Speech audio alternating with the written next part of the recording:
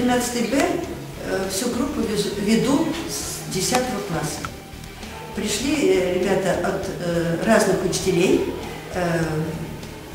Класс в основном очень собранный, но зато половина детей, больше половины детей в этом классе очень серьезных, очень целеустремленных, потому что у них поставлена перед собой цель.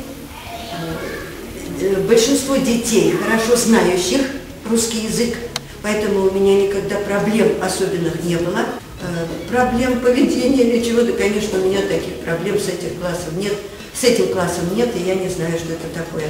В общем, для меня это очень симпатичный класс. Я не знаю, как я для них, но они для меня очень симпатичный класс.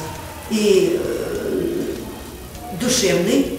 Если мне плохо, они готовы любым способом мне оказать услугу, помощь.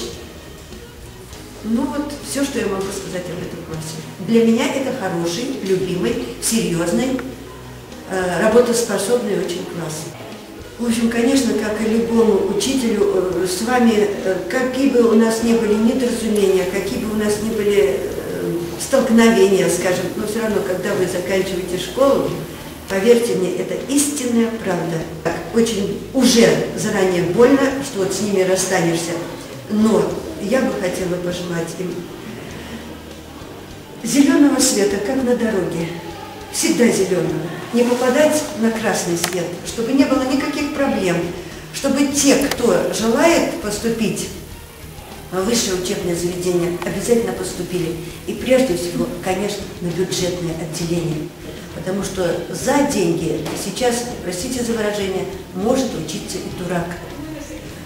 Вот чтобы они все поступили. И, конечно, в будущем, чтобы у них сложилась их личная, семейная жизнь по своим человеческим, духовным, душевным качествам. Этот класс очень хороший. И я желаю им всего-всего самого светлого, чтобы они поступили.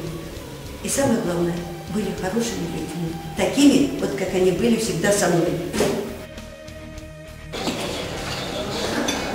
Uz šo vietu es jūs atvedu, tāpēc, ka te man tika uzdots kāds ļoti nozīmīgs jautājums, kuru es laikam atcerēšos ļoti ilgi. Un tieši tāpēc es gribētu pateikt Edgaram Dabrovskim, lai tev vienmēr pietiek naudas labām pusdienām. Skolotāji, jūs vēlētos būt par 12. B klases audzinātāju?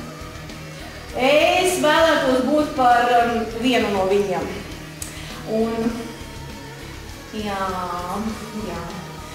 tajā klasē es pilnīgi noteikti draudzētos ar visām meitenēm. Pilnīgi noteikti būtu iemīlējusies kādā no tiem bērniem. Kā tas, ka tas noteikti nebūs.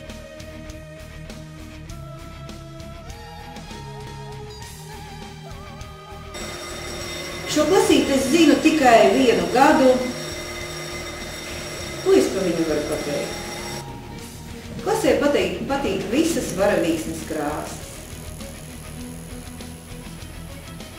Viņiem patīk silti vārdi, dažiem japāņu valoda. Ar baudu izsaka komplimentus, vārdu pasmaidīt. Cik skaista dzīve. Kad tusēsimies ar savu klasi. Bet toties gribētu nofotografēties uz lielām kāpām. Pie skolas. Pie savas pirmās klases audzinātājas. Nezinu, kāpēc, bet pie trenažēra zāles.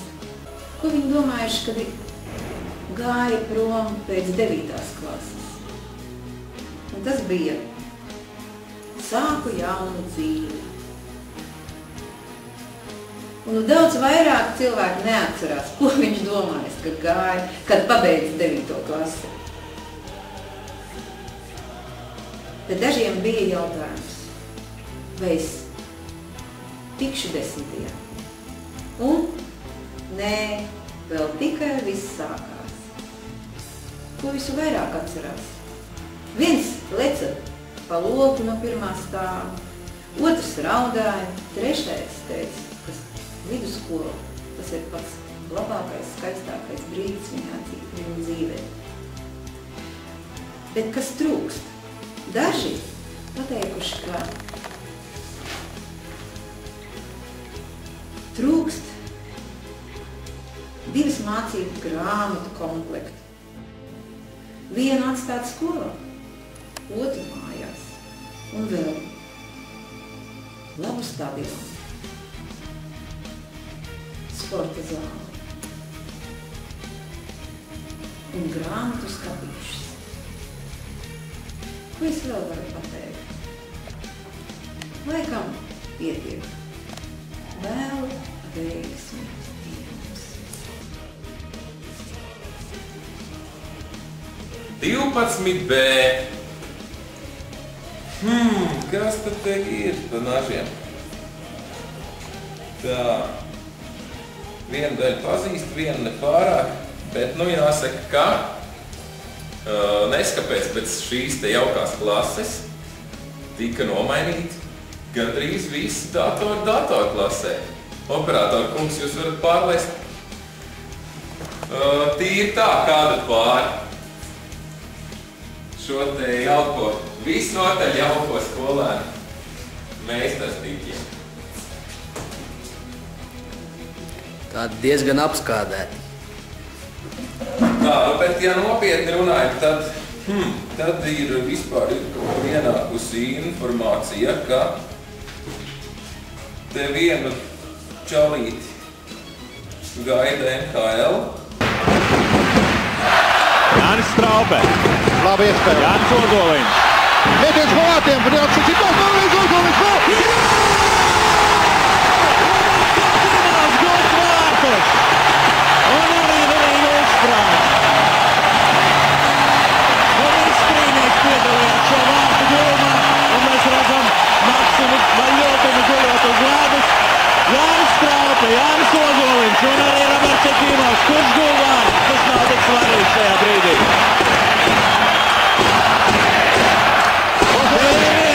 Izslidoja, uzmeta vārtsēks atsita, bet viņš uzmutēja metās uz to pretiniekiem un iedeva līdzi vārtos ar cīņu, ar meistarību, ar gribas strātu. 15 minūtes 37 sekundes. Cīnījies. Jānis Ozoliņš, intermetien, vārds ar saci. Straupe, varbūt arī Ozoliņš pats, nu grūti redzēt. Nu Ozoliņam vēl trāpīja pa seju ar noju, bet vārti ir gūti. Un, re, kur vēl viens zēns, kurš, manuprāt, drīz varētu ielikt pašam Olijāru.